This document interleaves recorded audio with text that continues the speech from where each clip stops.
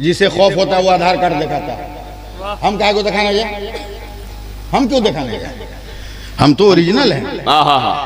अबे मेरा इंतकाल हो गया, सैयद साहब किबला ने जनाजे की नमाज पढ़ाई, कारी साहब और अल्लामा ज़करिया साहब ने मुझको कब्र में उतारा, हाफिज फिरोज साहब ने कहा मिट्टी दो। ये दौरे हयात बहुत खतरनाक है, कोई नहीं आपके पीछे, कोई है? कोई नहीं। जमीन खोद रहे हैं, मैं तो कहता हूं खोदो। वाह, खोद के ढक मत दो। हाँ, हर 1 किलोमीटर पे खोदो, जो निकले उसको जमा करो। क्या कहने हैं, क्या कहने हैं, वाह वाह वाह वाह वाह वाह वाह वाह, उसको जमा करो। क्या कहने हैं, अच्छा नजरिया है, वाह वाह। और जब पूरा खोद के थक जाओ तब देखो कितना निकला है। क्या कहने, जो जितना निकला है उतना दे दो। क्या कहने हैं, वाह वाह वाह वाह वाह वाह वाह, जो जितना निकला है दे दो। जैसा ही शुमार करोगे तब कचौसा से लेकर अजमेर तक कहीं मखदूम होगा, कहीं मुहद्दिस आज़म होगा, कहीं अशरफी मियां होंगे, कहीं इमाम अहमद रज़ा होंगे, कहीं मुफ्ती आज़म होंगे, कहीं हाफिज़ मिल्लत होंगे, कहीं मखदूम जाजमा होगा, तो कहीं पे गरीब नवाज होंगे। सुभान अल्लाह, सुभान अल्लाह, नारे तकबीर, नारे रिसालत। मेरे ख्वाजा का हिंदुस्तान, हिंदुस्तान का सुन्नी मुसलमान, दयारे मखदूम शाला। हम लोगों को कुछ कहना थोड़ी है, जिसे खौफ होता है वो आधार कार्ड दिखाता है। हम क्या को दिखाने जाए? हम क्यों दिखाने जाए? हम तो ओरिजिनल हैं। अबे मेरा इंतकाल हो गया, सैयद साहब किबला ने जनाजे की नमाज पढ़ाई, कारी साहब और अल्लामा ज़करिया साहब ने मुझको कब्र में उतारा, हाफिज फिरोज साहब ने कहा मिट्टी दो। अब आधार कार्ड नहीं दिखाना है। जैसे ही एक मुसलमान ने कहा मिट्टी दो, तो जितने कब्रिस्तान में थे सबने कहा मिन्हा खलकनाकुम। वाह वाह वाह वाह वाह, बोलो यार, बोलो सुभान अल्लाह, सुभान अल्लाह। हम इसी मिट्टी से पैदा हुए, वो फीहा नुईदुकुम, इसी मिट्टी से निकले। गद्दार नहीं है कि मुल्क बदल देंगे, अबे क़यामत के दिन उठेंगे। मिन्हा नुखरिजुकुम तारतन उखरा, इसी भारत की मिट्टी से उठेंगे। सुभान अल्लाह, सुभान अल्लाह, सुभान अल्लाह, जिंदाबाद जिंदाबाद, वाह वाह वाह वाह। ताजमहल देखने के लिए, अबे हम मुसलमान हैं, जहां मेरी औलाद दिल लगा ले वहां ताजमहल बन जाए। लाल किला देखने के लिए, हमारे जहाँ बड़े बैठ जाए वहाँ लाल किला हो जाए। बोला कुतुब मीनार के लिए, बोला जहाँ हमारे उलमा वजू कर ले वहाँ कुतुब मीनार बन जाए। हमको क्या दे रहा है? हम इसलिए थोड़ी, हम तो इसलिए कि अल्लाह का पहला नबी आया तो हिंदुस्तान में आया। सुभान अल्लाह। अब कुछ नहीं बोलूंगा आपको। पहली अजान हिंदुस्तान में हुई, पहली बार ला इलाहा हिंदुस्तान में, पहली बार कलमा पढ़ा गया हिंदुस्तान में, बेशक पहली नमाज हिंदुस्तान में। और हजरत यही नहीं, ये तो मुफ्तियों की बात, उलमा की बात है। स्कूल में चलिए, कॉलेज में चलिए, यूनिवर्सिटी में चलिए, हुजूर उनसे पूछे पूरी दुनिया में सूरज निकलता है कितनी डिग्री पे निकलता है, कितनी डिग्री पे गुरूब होता है।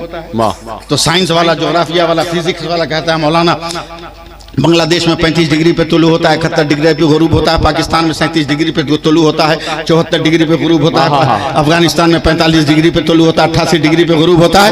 मगर जब भारत के नक्शे पे दुनिया का कोई साइंटिस्ट उंगली रखता है तो सीना ठोक कर कहता मौलाना भारत में सूरज 66 डिग्री पे तुलू होता है और 92 डिग्री पर गुरूब होता है। तो मैं कहता हूँ दुकानें बंद कर, अबे 66 हर्फे अल्लाह का अदद है, 92 हर्फे मोहम्मद का अदद है। भारत का सूरज सुबह को ला इलाहा इल्लल्लाह पढ़ता है और शाम को मोहम्मदुर रसूलुल्लाह। सुभान अल्लाह, सुभान अल्लाह। अब नारा आप लगाएंगे, अब सारी जिम्मेदारी हमारी नहीं है, आपकी भी है ना? सुभान अल्लाह, सुभान अल्लाह। क्या बात। नहीं, कोई जिम्मेदारी नहीं, आपकी सिर्फ जिम्मेदारी यह है कि हम जो कहें उसे कबूल करें। सुभान, समझे? नमाज पढ़ो, 2 काम करो, नमाज पढ़ो, भीख मांगना छोड़ दो। वाह, लाइसेंस होल्डर भिखारी हो आप। हाँ, एकदम कोई लाज शर्म नहीं। जहां बेटा का रिश्ता करोगे मुंह खोल दोगे, 5 लाख दे देना, 2 लाख दे देना। हजरत सोने की अंगूठी की फरमाइश। अरे इमरजेंसी है, जाने दो ना। सोने की अंगूठी की फरमाइश। मैं बड़ा परेशान था तो मैं अपने बुजुर्गों की तवज्जो चाहूंगा। मेरे नबी ने फरमाया ये सोना का जेवर औरतों के लिए हलाल है, मर्दों के लिए हराम। मर्दों के लिए, जरा जोर से बोलो ना, मर्दों के लिए। फिर काहे मुंह में पानी आता है सोना की अंगूठी लेने के लिए? जब हराम है तो मुंह में काहे पानी आता है? बड़ा परेशान था मैं यह हदीस सुनकर, समझे।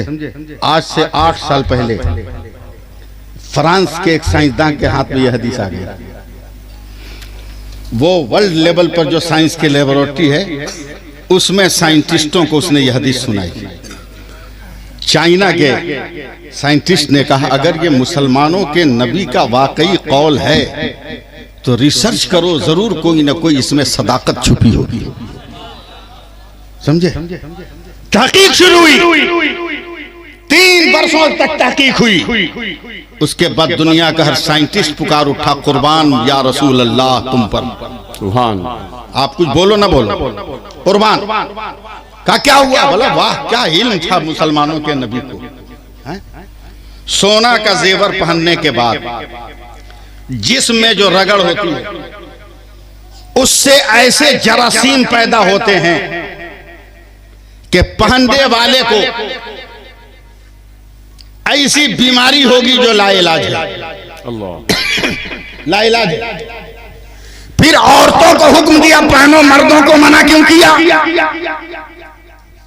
तो वो साइंटिस्ट रिसर्च करके कहता है लेकिन पहनने वाले के जिस्म से अज खुद कुछ दिनों तक खून निकल जाए तो ये जरासीम जाये हो जाता है, और ना निकले तो जरासीम बरकरार रहता है। देखिए हजरत समझ गए, मुफ्ती साहब समझ गए, उलमाए किराम समझे, आप नहीं पहुंचे। औरतों को फितरतन खून आता है इसलिए जरासीम का खतरा नहीं, मर्दों को खून नहीं आता इसलिए इनको ज्यादा खतरा है। पहनने वाले सरहाने कैलेंडर टांग के रखेंगे।